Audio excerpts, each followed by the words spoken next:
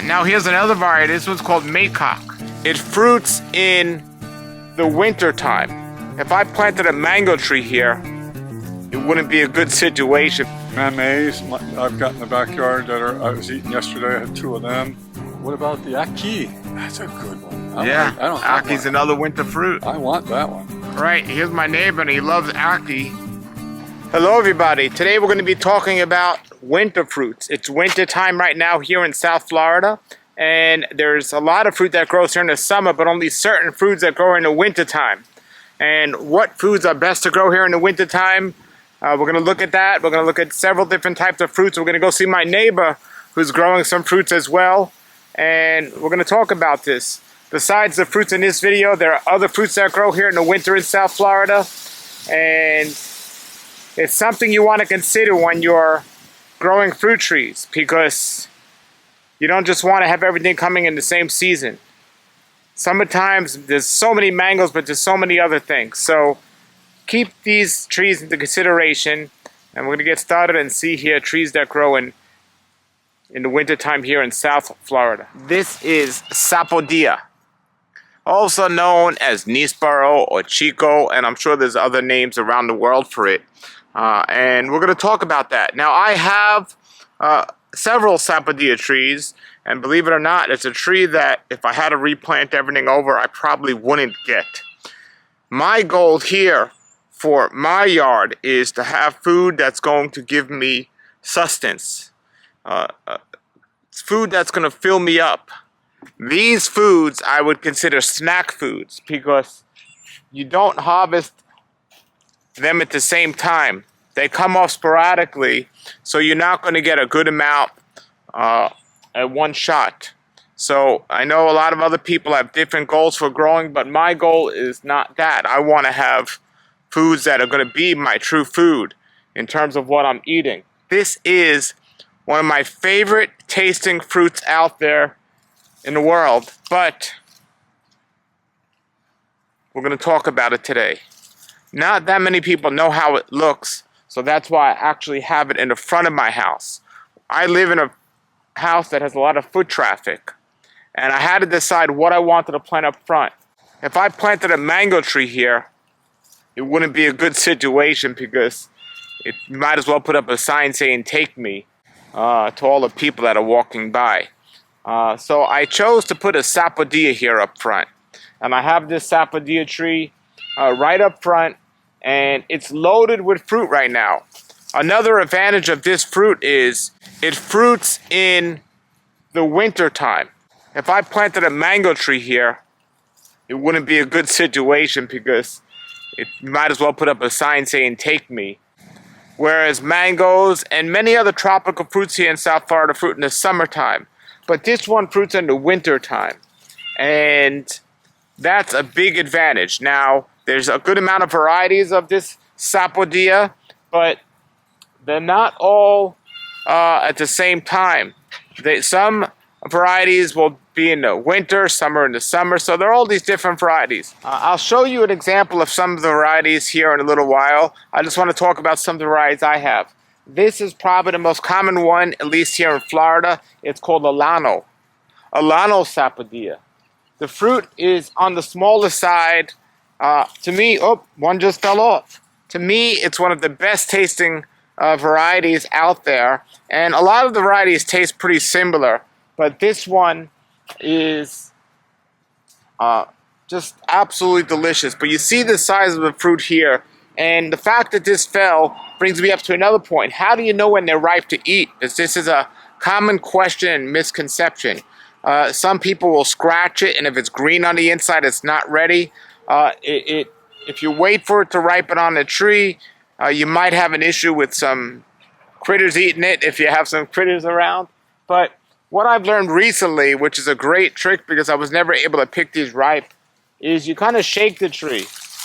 And when they're ready, they'll fall off the tree. Like this one just fell off the tree. I'll put this on my counter for a day or two, and it will be ready. As a matter of fact, I have 3 of them in my house right now that are ready, that I'll be eating most likely today. It's the first time I had 3 in one time, because usually it's just one that's ready. But that's one of the varieties I have. This one is called Alano. Now, the great thing about this tree is this tree will grow tremendously tall if you let it. However, you can keep it the size of a bush if you want. At least this variety. So this tree will be one of your tallest trees in your yard. And it grows, at a good rate. Or you can keep it at a bush size. Truly Tropical, Chris at Truly Tropical has one that's a bush size, and she has a wonderful video about it. And then she has, I've seen others that were tremendously tall. We're going to take a look at my neighbor's Alano tree. He keeps his taller, and his is skinnier. When this was growing up, I cut the top off, and it kind of spread out more wide. I wish I wouldn't have done that because it's coming over into my driveway. But as you can see, it's loaded. So that is one. Now, when I first moved in here, the fellow who recommended trees for me recommended me this variety. It's called Molex. Molex. And this one, the fruit is really big. This is actually my favorite tasting variety of all. Well, I like the way the Alano tastes just as much, but these fruit are much bigger. So this is Molex. Molex, and you can see here the tree's loaded because here we are in the wintertime. Very few other fruits are around right now, but this has fruit. That one is actually ready. If I shook the tree, this one would fall off. I'm going to take that off now. So that's nice. So as you see, this tree's a good size, not extremely big. Now when I first moved in, I got the tree, I actually had a scar in the tree, and I let it grow, and it healed up nicely, and the tree looks great. Sometimes, just like you see here, the tree bark is a little black here. Sometimes the fruit get like that. Some people spray it with soapy water or something, and it's usually okay. But these fruit, you can see they're much bigger than the Alano. If you have to get one variety, this is the variety I would recommend, this Molex. I would recommend this variety.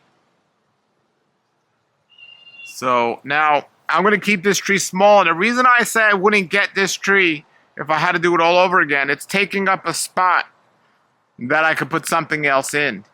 And again, this tree, it's good to have a variety of different trees, but it's more of a snack tree than a fulfilling tree. So I could have stuck an avocado here, or a mango, or a banana, which would have gave me much more fruit than this tree, or at least I could have had a meal when I eat those fruits. I'm not knocking this fruit. I love it. I love it. As I said, it's one of my top tasting fruits. But, I mean, I just picked two. I have 3 inside. That's probably, you can't eat more than 1 or 2 of these a day. You won't get that. They won't ripen that way. But it's still up there, I had actually more trees. I had a lot more trees of these, and I took some out. I had too many. That's how excited I was about this fruit. But it's nice because I can keep it on the shorter side if I want. It's also a good front yard tree if you're in a situation like me. Now, when it comes to Sapodilla, the big hot thing, the thing everyone's talking about is one called the Butterscotch Sapodilla. Butterscotch Sapodilla. This one's been a big disappointment for me, folks, as at least now of the making of this video. Here is my Butterscotch Sapodilla tree, and I did have 2 fruit off this tree, and the first one I wasn't impressed with, and in all fairness, the first fruit off a tree is always the best. But I had another one that was absolutely amazing, and it was big, really big, and that's one of the beautiful things about this variety is it's super big. And a lot of people are going crazy for this variety. This year, as you see, there's none on here right now. It's a lot of hype, but also a lot of questions about new varieties, how they're actually going to do or not do. And this tree did get about maybe 6 or 7 fruit, but they all got ripe early and fell off the tree. So I don't know. With a lot of unanswered questions about this variety. So I would wait before rushing to get one of these because they're really expensive. And we don't know how they're going to perform. But right now, As you see, I have fruit on my Alano, I have fruit on my Molex, but this fruit, there's nothing. Here's one baby fruit starting to grow, but this should be loaded right now.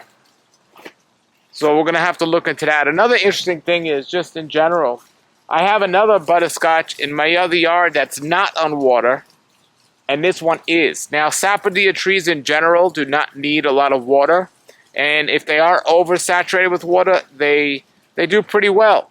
So they're good trees to have if you're hand watering. But this tree is on water, and it's almost double the size of my tree that I planted at the same time or similar time that is not on water.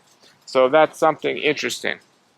Now, I want to go over to my neighbor's yard and show you his trees, because he has a lot of fruit trees as well, and he loves this fruit. And I'm going to take a look at his sapodilla trees and talk about them as well, because he has different varieties as well. So he also has an Alano variety, which we'll take a look at.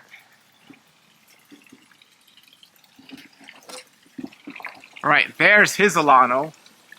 As you can see, it's loaded. Loaded. And it's interesting that it's the winter time, because it almost looks like a Christmas tree with little bells on the end. But look how big his tree is. Same tree. Now his is older than mine. But as you see, the fruit isn't too big at all.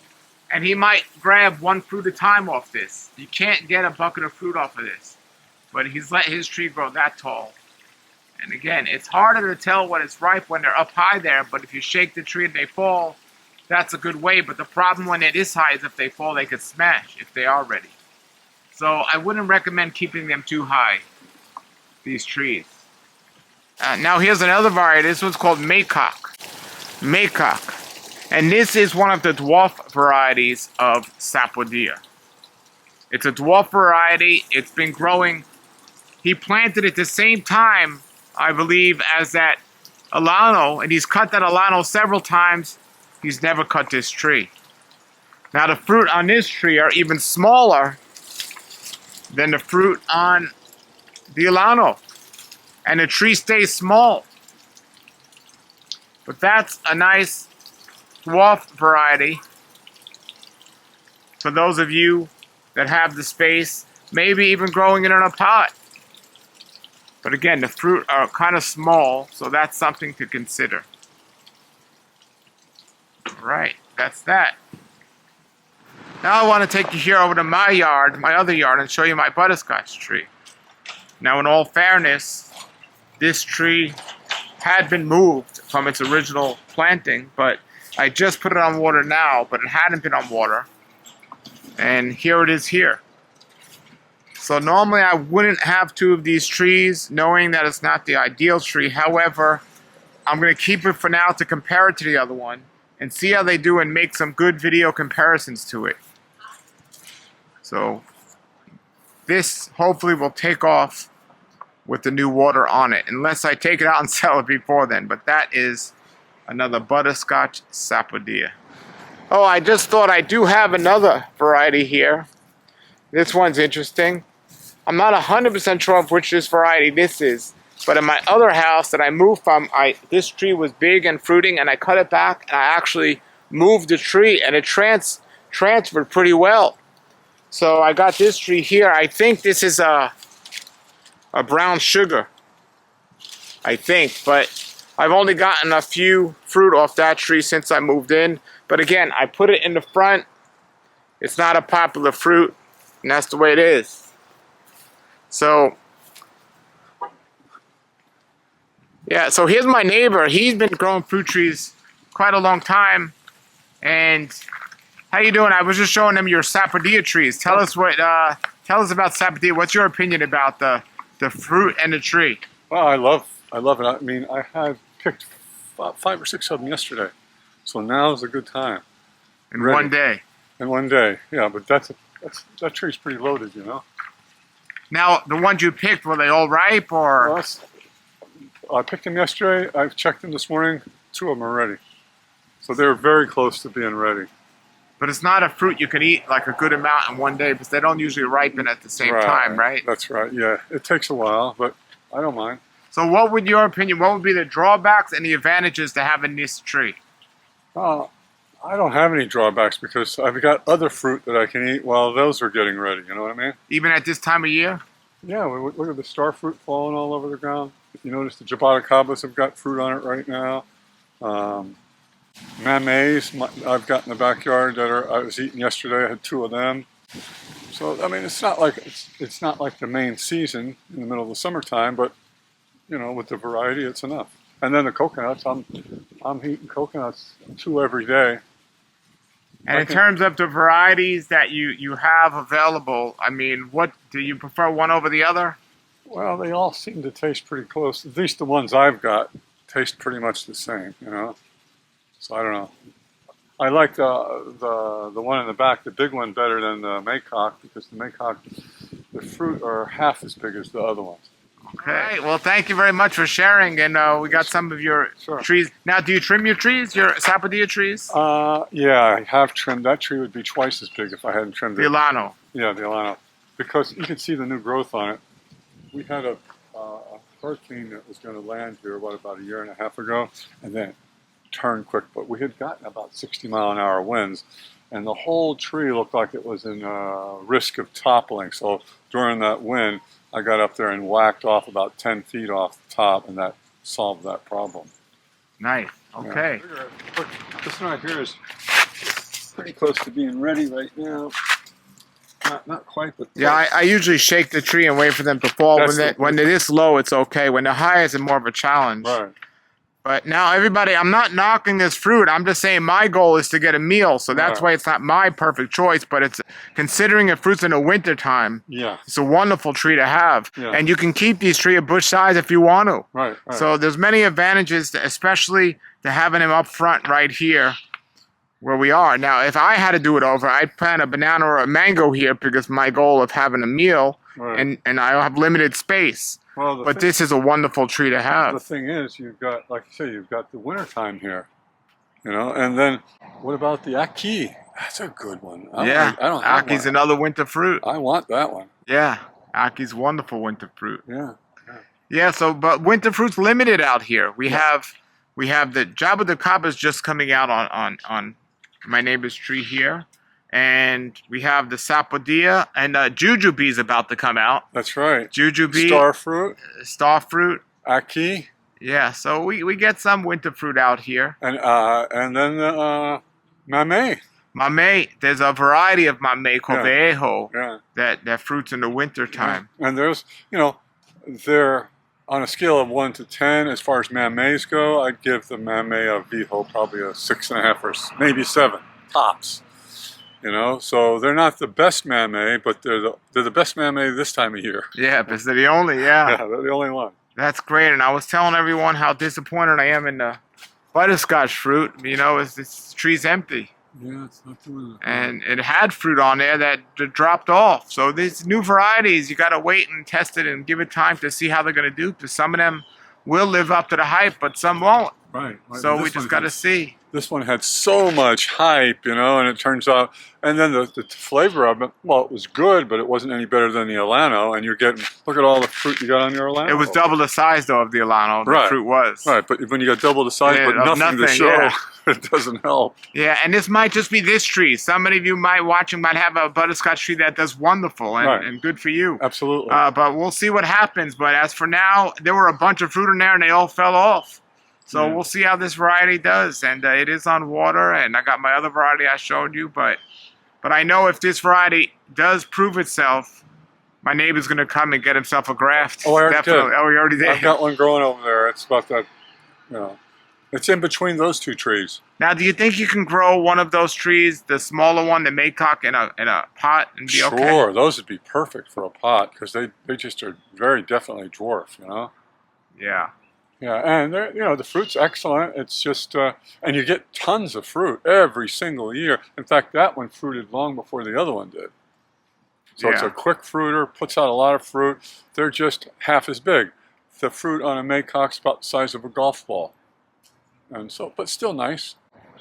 Pure, sweet, sugary flavor. Yeah, it's the best flavor. It's like caramel almost. It is. That's what it is. Yeah, and this is Sapodilla, also known as nispero and chico. Those are the three most popular names, but there are some other names around as well.